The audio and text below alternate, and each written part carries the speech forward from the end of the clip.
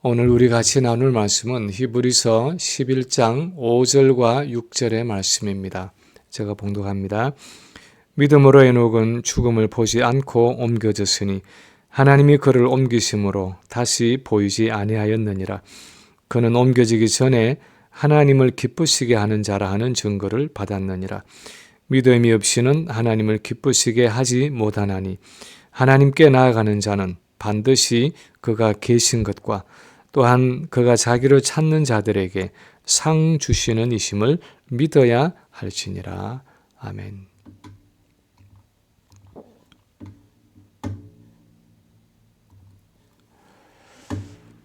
지난 주일에 우리가 창세기에 나타난 에녹의 하나님 동행에 대한 말씀을 나누고 나서 어떤 분이 제게 물었습니다.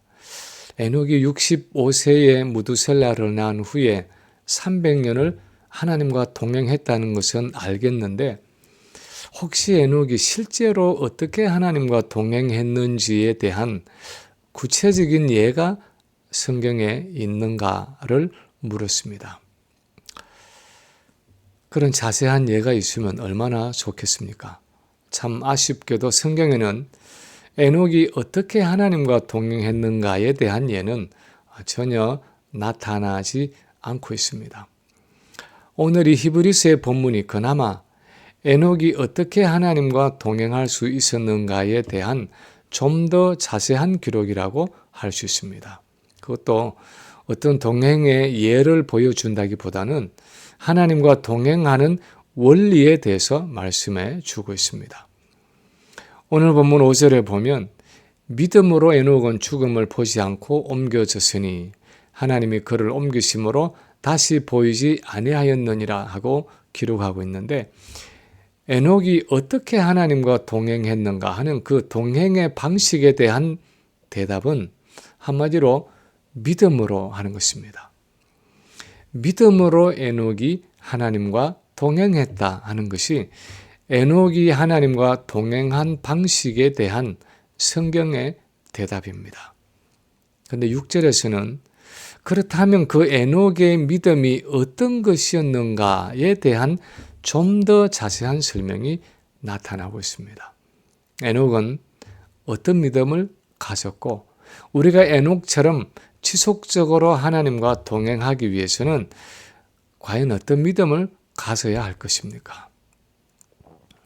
오늘 본문에서 첫 번째로 말씀하는 것은 우리가 에녹처럼 하나님과 동행하기 위해서는 우리 삶 속에 있는 하나님의 실제적이고 현재적인 임재를 믿어야 한다 하고 말씀하고 있습니다.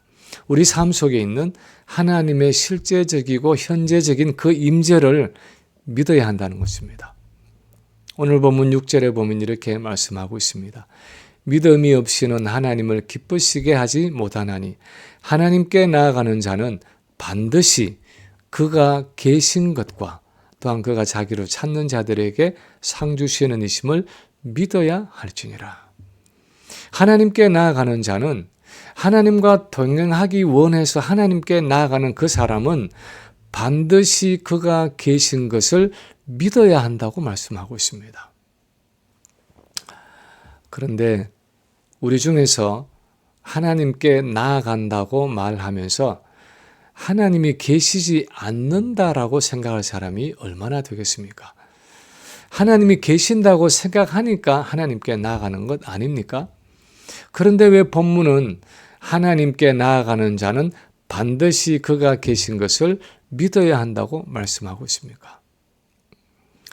우리 주변을 보면 많은 사람들이 하나님이 계신다라고 믿지만 그 믿음의 성격은 천차만별입니다.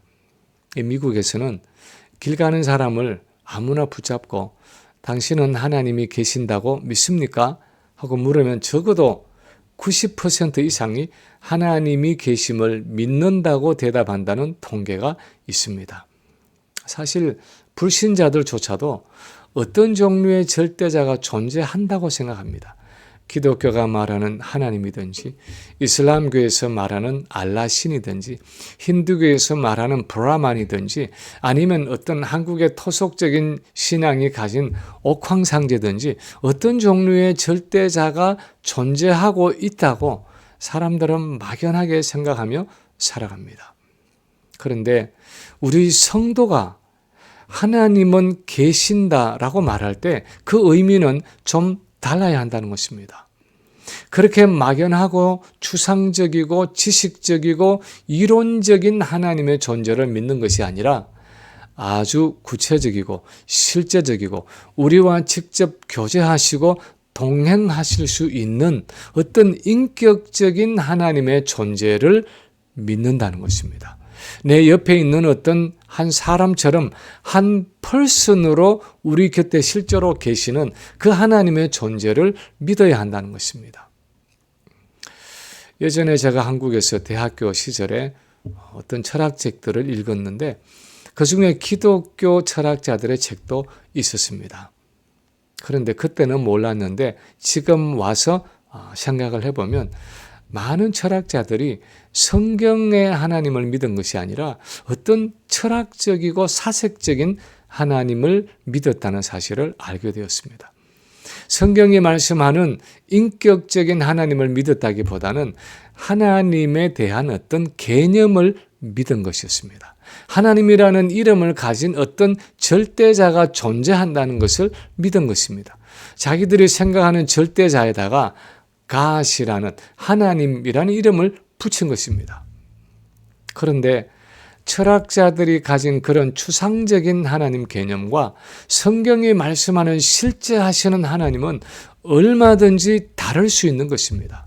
그래서 성경은 그 차이를 강조하기 위해서 주로 살아계시는 하나님, 생존하시는 여호와, 영어로는 living God 하는 표현을 사용했는데 그 의미는 단순히 지식적이고 이론적인 하나님 개념이 아니라 엄연히 살아계셔서 실제 하시는 구체적이고 인격적인 하나님이라는 의미입니다. 오늘날 우리 대부분의 그리스도인들이 하나님과의 동행을 어렵게 생각하는 가장 큰 이유는 아마도 하나님이 내 눈에 보이지 않는다 하는 사실 때문일 것입니다. 하나님이 내 눈에 보이고 내 손에 만져지게만 한다면 얼마나 좋겠습니까? 그러면 언제든지 마음먹은 대로 하나님과 동행할 수 있지 않겠습니까? 그런데 문제는 하나님은 영원하고 순수하신 영이기 때문에 우리 사람의 눈에 보이지도 않고 우리 손에 만져지지도 않고 내 몸에 느껴지지도 않는다는 것입니다. 그러나 그럼에도 불구하고 하나님은 우리 눈에 보이는 어떤 사람이나 물체 이상으로 분명하고 객관적인 실제로 우리 가운데 거하고 계신다는 것입니다. 그러므로 이 하나님과 실제적으로 동행하기 위해서는 무엇보다도 먼저 그분이 내 앞에 계신다, 그분이 내 삶 속에 임재해 계신다 하는 사실을 반드시 믿어야 한다는 것입니다. 이것은 어떤 식으로 우리가 하나님의 임재를 느껴야 한다는 의미가 아닙니다. 내 마음에 어떤 식으로 그 하나님의 임재를 감지해야 한다는 의미가 아닙니다. 때로는 우리 삶 가운데 계시는 하나님의 임재를 느끼지 못할 때도 있고 때로는 내 마음으로는 하나님이 전혀 계시지 않는 것 같고 오히려 너무나 멀리 계신 것 같고 아예 존재하시지 않는 듯이 우리의 심령이 메마를 때도 있습니다. 그러나 그럼에도 불구하고 우리는 여전히 하나님의 말씀에 근거해서 내 삶 속에 거하시고 내 안에 역사하고 계시는 그 하나님의 임재를 믿는 믿음으로 나아와야 한다는 것입니다. 성경을 보면 하나님은 자기 언약 백성들에게 적어도 두 가지 약속을 주셨습니다. 하나는 내가 너희 가운데 거하겠다 하는 약속입니다. 출애굽기 29장 45, 46절에 보면 내가 이스라엘 자손 중에 거하여 그들의 하나님이 되리니 그들은 내가 그들의 하나님 여호와로서 그들 중에 거하려고 그들을 애굽 땅에서 인도하여 낸 줄을 알리라 하고 말씀하셨습니다. 또 하나는 내가 너희 가운데 두루 행할 것이다. 너희를 살피고 돌볼 것이다 하는 약속입니다. 레위기 26장 12절에 보면 나는 너희 중에 행하여 너희의 하나님이 되고 너희는 내 백성이 될 것이니라 하고 말씀하셨습니다. 내가 너희 가운데 항상 거하면서 두루 행한다. 그래서 너희 모든 일들을 관여하고 간섭하고 모든 필요를 공급해 주겠다 하는 이 두 가지 약속이 하나님이 자기 언약 백성에게 주신 가장 기본적인 약속이기 때문에 누구든지 하나님께 나오는 사람은 반드시 이 언약의 하나님이 내 삶 속에 임하여 계신다는 사실을 기억하고 그 믿음으로 하나님께 나아와야 한다는 것입니다. 비록 내 눈에 보이지는 않지만, 내 귀에 들리지는 않지만, 내 손에 만져지지도 않지만 함께 하겠다고 약속하신 그 하나님의 말씀에 근거해서 보이지 않는 그 하나님이 내 앞에 임하여 계셔서 나의 기도를 들으시고 나의 찬양을 받으시고 나의 예배를 받으시고 또 내게 말씀하고 계신다는 사실을 반드시 믿고 나오라는 것입니다. 언약 백성이면서도 이런 믿음이 없이 하나님과 동행하려고 했던 사람들이 있었습니다. 예를 들어서 밧단 아람의 외삼촌 집으로 가던 그 야곱의 경우를 보면 베델에서 꿈에 하늘 문이 열리고 하늘 끝에서 내려온 사닥다리로 천사들이 오르내리고 그 위에서 나는 여호와니 너희 조부 아브라함의 하나님이요 이삭의 하나님인데 내가 너와 함께 있어 네가 어디로 가든지 너를 지키며 너를 이끌어 이 땅으로 돌아오게 하고 내가 내게 허락한 것을 다 이루기까지 너를 떠나지 아니하리라 하고 말씀하실 때 야곱은 깜짝 놀라서 잠을 깨면서 그제서야 여호와께서 과연 여기 계시거늘 내가 알지 못하였도다 하고 고백을 했습니다. 그 전에도 할아버지 아브라함과 아버지 이삭에게서 듣고 하나님이 존재하신다는 사실은 믿었지만 이렇게 가까이 자기 삶 속에 임재해 계셔서 함께 하시고 동행하시는 하나님을 믿은 것은 아니었다는 것입니다. 광야를 통과하던 이스라엘 백성들의 삶을 보면 하나님이 그들 가운데 임하여 계시면서 낮에는 구름 기둥으로 밤에는 불 기둥으로 그 임재의 증거를 나타내 보여주셨는데도 조금만 어려움이 닥쳐오면 이스라엘 백성들은 하나님의 임재를 의심했습니다. 하나님이 우리 가운데 계신 것이냐 계시지 않는 것이냐 하면서 하나님의 존재를 의심하고 불평하고 원망하면서 모세와 아론을 죽이려고 했습니다.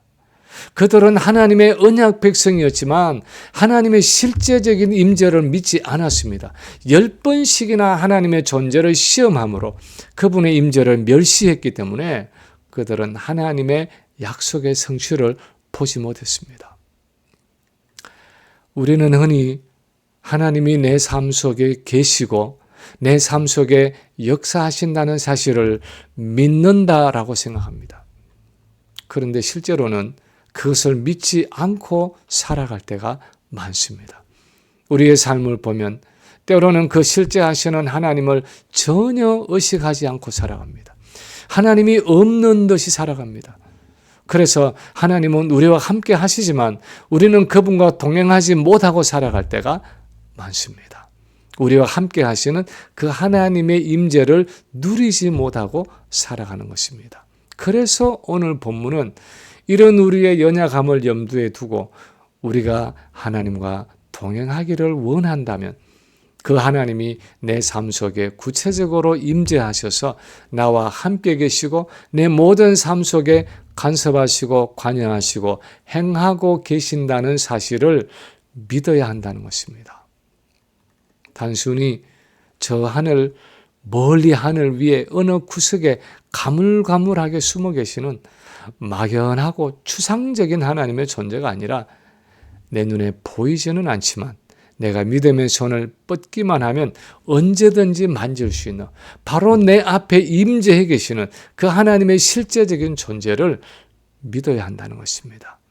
우리의 일상 속에 그것이 가정이든 직장이든 교회든 그 어떤 삶의 현장이든지 우리의 기쁘고 좋은 일은 물론이고 우리의 불행과 사고와 질병과 환난과 우리의 고통 속에서도 하나님은 함께 계셔서 우리의 모든 삶에 세밀하게 간섭하고 계시고 주관하고 계시고 자기의 선하신 뜻을 따라 인도하고 계시는 분으로 우리 옆에 존재하고 계신다는 것입니다. 그래서 누구든지 그 하나님과 동행하기를 원하는 사람마다 믿음의 눈을 떠서 그 하나님의 임재를 의식하고 확신하는 믿음으로 나아와야 한다는 것입니다. 둘째로 하나님께 나오는 자는 만남에 대한 확신을 가지고 나아와야 한다는 것입니다. 하나님이 나를 만나 주실 것이라는 그 확신을 가지고 나와야 한다는 것입니다. 오늘 본문에 보면 또한 그가 자기를 찾는 자들에게 상 주시는 이심을 믿어야 할지니라 하고 기록하고 있습니다. 하나님이 자기를 찾는 자들에게 상 주신다 하는 이 표현은 언뜻 들으면 우리가 하나님을 찾기 때문에 하나님이 그 대가로 우리에게 이런 상도 주시고 저런 상도 주신다는 의미로 들립니다. 예전에 우리 한국에서 초등학교를 다닐 때 공부를 잘하거나 그림을 잘 그리거나 하면 조회 시간에 교장 선생님께 나가서 상을 받곤 했습니다. 아무개는 학업 성적이 우수하고 품행이 방정함으로 상장과 상품을 수여함 하면서 공책이나 연필을 상으로 받아왔습니다. 그런데 오늘 본문에 상 주신다 또는 보상한다 하는 말의 의미는 그런 종류의 상을 주신다는 의미보다는 하나님께서 우리가 추구하는 그 대상을 보상해 주신다 하는 의미입니다. 우리가 전심으로 찾는 그 내용에 대한 보상, 즉 하나님 자신을 보상해 주신다는 의미입니다. 그토록 간절하게 찾는 하나님 자신을 우리가 반드시 만나게 된다는 의미입니다. 그래서 누가복음 11장 9절에 보면 예수님이 이렇게 말씀하셨습니다. 구하라 그러면 너희에게 주실 것이요 찾아라 그러면 찾아낼 것이요 문을 두드리라 그러면 너희에게 열릴 것이니 구하는 이마다 받을 것이요 찾는 이가 찾아낼 것이요 두드리는 이에게 열릴 것이니라. 그리고 그 뒷절 누가복음 11장 13절에 보면 너희가 악할지라도 좋은 것을 자식에게 줄 줄 알거든 하물며 너희 하늘 아버지께서 구하는 자에게 성령을 주시지 않겠느냐 하고 말씀합니다. 즉 구하는 자에게 하나님 자신을 주시지 않겠느냐 하고 그 말씀을 결론 짓고 있습니다. 하나님과 동행하기 위해서 나오는 사람은 반드시 그분이 나를 만나 주실 것이라는 확신을 가지고 나와야 합니다. 하나님이 계시는 그곳의 문을 두드릴 때 반드시 그 문을 열어주실 것이라는 그 믿음을 가지고 나와야 한다는 것입니다. 보이지 않는 그 하나님을 붙잡기 위해서 내 믿음의 손을 뻗을 때 그 하나님께서 반드시 내 손을 붙잡아 주실 것이다 하는 그 마음의 확신을 가지고 나와야 한다는 것입니다. 구약시대는 내가 하나님께 나아갈 때 하나님이 나를 받아주신다는, 하나님이 나를 반드시 만나 주신다는 보장이 없었습니다. 심지어는 중보자의 자격으로, 내 중보자의 자격으로 하나님을 만나기 위해서 제물을 내 대신 가지고 들어가는 그 제사장조차도 살아서 나올는지 아니면 죽어서 나올는지 확신할 수 없는 그런 두려움과 의심과 불확실성 가운데 하나님께 나아가는 것이 구약시대의 성도들이었습니다. 그런데 지금은 다르다는 것입니다. 예수님이 우리의 영원한 대제사장으로서 단 한 번으로 자기의 몸을 영원한 제사로 드리셨기 때문에, 온전한 제사로 드리셨기 때문에 이제는 하나님이 계신 그 지성소의 담력을 가지고 아들로서의 확신을 가지고 아빠, 아버지라고 부르면서 감사함으로 기쁨으로 나아갈 수 있게 되었다는 것입니다.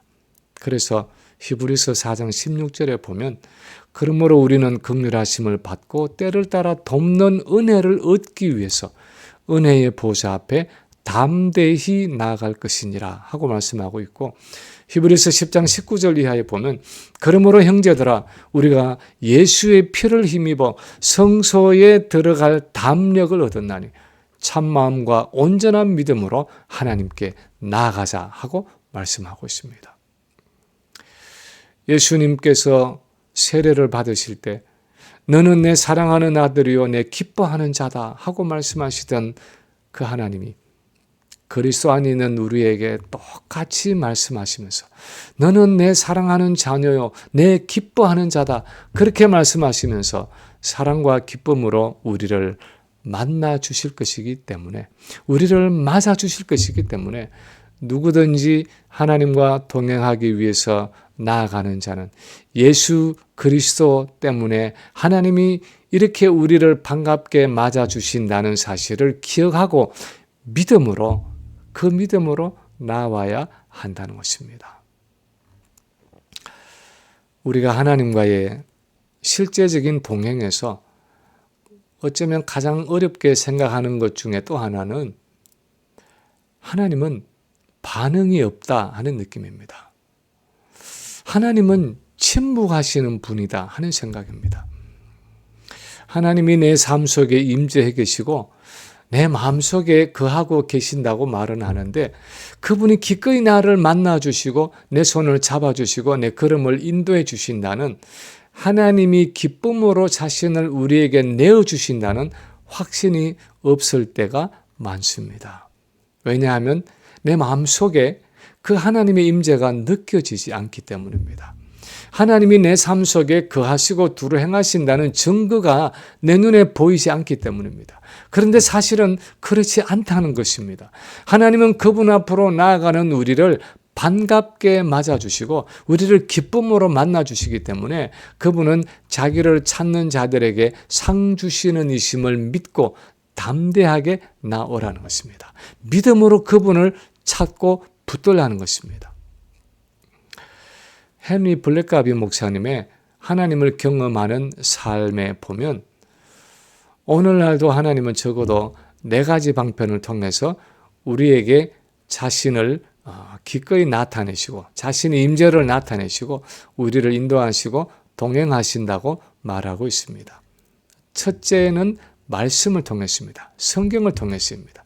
하나님은 이 성경 말씀을 통해서 그냥 어떤 교훈을 주고 원리를 제시해 주시는 정도가 아니라 이 성경을 통해서 현재적으로 성령의 음성을 들려주시고 우리에게 말씀하신다는 것입니다. 그런 의미에서 히브리서 4장에서 말씀하는 것처럼 하나님의 말씀은 살아있고 운동력이 있는 것입니다. 둘째는 기도를 통했습니다. 기도를 통해서 내가 하나님께 내 마음과 생각을 아뢰기도 하지만 하나님도 그 기도 속에서 자신의 마음과 생각을 우리에게 알려주시는 것입니다. 기도가 깊어질 때 그 기도 속에서 어떤 말씀이 생각나기도 하시고 어떤 하나님의 뜻을 깨닫게도 하신다는 것입니다. 기도를 통해서 우리는 하나님의 마음을 알게 되는 것입니다. 셋째는 교회, 즉 다른 성도들을 통해서입니다. 교회 공동체의 다른 성도들의 간증이나 권면을 통해서 내게 하나님의 음성을 들려주시고 구체적으로 내 걸음을 인도하실 때가 있다는 것입니다. 넷째는 환경을 통했습니다. 때로는 기도하는 중에 어떤 문이 열리기도 하고 어떤 문이 닫히기도 하면서 하나님이 우리 삶 가운데 어떻게 역사하고 계시는지를 알려주신다는 것입니다. 우리는 대체로 어떤 일이 일어나면 그것이 내 삶 속에 거하시고 두루 행하시는 그 하나님의 역사가 아닐 것이라고 생각하는 경향이 많습니다. 많은 사람들이 그런 일들이 그냥 우연이거나 아니면 운이 좋거나 운이 나빠서 일어나는 일이라고 생각합니다. 설마 하나님이 내게 말씀하셨겠나? 설마 하나님이 내게 보여주시는 뜻이겠나? 그렇게 생각을 합니다. 그러나 오늘 본문과 같은 성경이 우리에게 권면하는 것은 우리와 동행하기를 원하시고 자신을 나타내기를 원하시고 우리를 인도하기를 원하시는 그 하나님의 성품으로 보면 지속적인 성경 묵상과 하나님과의 친밀한 기도와 정상적인 교제 가운데 있는 성도라면 우리가 일상 속에서 경험하는 특이한 일들이 우리 가운데 거하시고 두루 행하시는 하나님의 역사일 가능성이 훨씬 더 많다는 것입니다. 존 오토버그 목사님의 책에 보면 어느 날 잠자리에 들기 전에 잠이 든 자기 아들의 방에 들어가서 그 자는 모습을 내려다 본 적이 있었다고 합니다. 한없이 사랑스럽고 소중한 그 아들의 모습을 위해서 내려다보고 있는데 갑자기 자기 마음속에 그런 생각이 들었습니다. 내가 사랑하는 아들을 이렇게 내려다보는 것처럼 하늘에 계시는 우리 아버지 하나님도 한없는 사랑으로 나를 이렇게 내려다보고 계시겠지? 그런데 갑자기 너무나 확실하게 그래, 내가 지금 너를 그렇게 사랑으로 지켜보고 있단다 하는 음성이 마음속에 들리는 듯 하면서 하나님의 임재가 전에 없이 너무나 확실하게 느껴지더라는 것입니다. 그런데 그 책에서 이 존 오토버그 목사님이 묻고자 하는 질문은 이것입니다. 이 마음이 도대체 어디에서 왔느냐 하는 것입니다. 이것이 그냥 내 마음에서 우연히 생겨난 내 자신의 생각이냐? 아니면 사단이 내 마음에 넣어준 생각이냐? 아니면 하나님이 주시는 생각이냐? 하는 질문이었습니다. 그분의 결론은 이것입니다. 그런 영적인 생각이 사단에게서 왔을 리는 없고 그렇다고 육신적이고 죄악된 내 자신에게서 우연히 생겨난 생각일 수도 없다는 것입니다. 마치 베드로가 주는 그리스도시요 살아계신 하나님의 아들이십니다 하고 대답했을 때 예수님이 바요나 시몬아 네가 복이 있도다. 이것을 내게 알게 하신 이는 혈육 곧 너의 육신이 아니라 하늘에 계신 내 아버지시니라 하고 말씀하신 것처럼 그것은 우리 안에 계시는 하나님께서 주시는 생각이라는 것입니다. 아주 작고 사소한 일 같지만 가만히 살펴보면 세밀하게 관찰해 보면 우리의 여러 일들 속에 아주 세밀하게 간섭하시는 하나님의 손길을 볼 수가 있다는 것입니다. 하나님은 그런 일상의 여러 일들 속에서 우리와 함께 계시고 우리와 동행하신다는 것입니다. 우리가 믿음의 손을 뻗기만 하면 그분의 손을 잡고 그분과 동행할 수 있고 또 그분의 인도하심을 받을 수 있다는 것입니다. 이제 말씀을 마칩니다. 누가복음 24장에 보면 예루살렘에서 엠마오로 내려가다가 부활하신 예수님을 만난 두 제자의 이야기가 나옵니다. 그들은 슬픔과 두려움 때문에 영적으로 침체된 가운데 있었습니다. 믿음이 약해진 가운데 있었습니다. 그래서 예수님이 그들과 함께 동행하시는데도 예수님인 줄을 깨닫지 못했습니다. 예수님을 보고도 그 모습을 분별하지 못했고 주님의 그 음성을 듣고도 주님인 줄 깨닫지 못했습니다. 주님이 말씀을 풀어서 설명해 주시는데도 그것을 들으면서 주님인 줄을 알지 못했습니다. 여관에서 떡을 떼어서 그들에게 주실 때 드디어 눈이 열려서 지금까지 그들과 동행하셨던 그분이 바로 주님이라는 사실을 깨닫게 되었습니다. 그런데 우리의 삶에도 이런 일이 얼마든지 일어날 수 있는 것입니다. 부활하신 주님은 내가 세상 끝날까지 너희와 항상 함께 있으리라 하고 말씀하시면서 약속하신 것처럼 성령을 통해 우리와 동행하시는데 우리는 그 동행하시는 주님을 보지 못하고 그 주님의 음성을 듣지 못하고 여전히 염려와 근심과 두려움과 슬픔 속에서 외롭게 그 길을 걸어갈 수 있는 것입니다. 오늘 본문이 우리에게 가르치는 것이 무엇입니까? 부활하신 주님이 우리와 함께 계신다는 그 사실을 믿으라는 것입니다. 오순절 성령을 통해서 우리에게 다시 찾아오셔서 우리 안에 계시고 우리 곁에 계시면서 우리의 모든 일 속에 거하시고 두루 행하신다는 그 사실을 믿으라는 것입니다. 그리고 그 주님은 우리가 구하고 찾기만 하면 만나 주시는 분이라는 사실을 알라는 것입니다. 그분은 우리가 믿음의 눈을 떠서 그분을 바라보기를, 우리가 그분의 눈을 떠서, 이 믿음의 눈을 떠서 그분을 바라보기를 원하시고 믿음의 손을 뻗어서 그분을 붙잡기를 원하신다는 것입니다. 기쁨으로 우리를 만나 주시고 교제하시는 분이라는 것입니다. 그 믿음으로 말씀과 기도와 찬양과 예배와 일상의 여러 삶 속에서 매 순간순간 주님을 바라보고 그분의 음성을 듣고 그분의 사랑 안에 거하면, 그분의 임재를 의식하고 살아가면 주님은 우리의 걸음을 인도해 주시고 우리의 삶은 에녹처럼 영원으로 이어지는 그 동행의 삶을 살아가게 된다는 것입니다. 하나님과의 이런 동행의 삶을 살아가는 우리 모든 성도들이 되시기를 주님의 이름으로 간절히 축원합니다.